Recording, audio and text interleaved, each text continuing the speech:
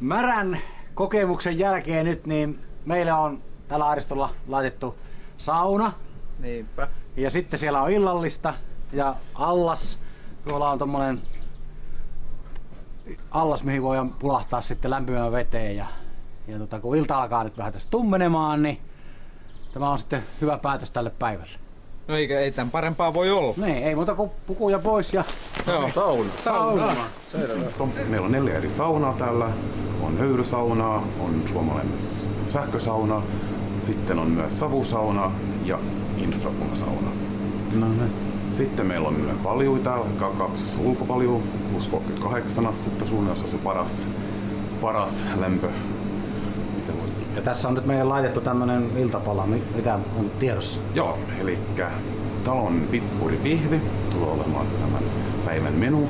Me ollaan katettu tänne teille pöydät, eli täällä on todella kiva istua ja syödä tässä alhaalla. Just varsinkin näin talvisiltana todella hienot maisemat.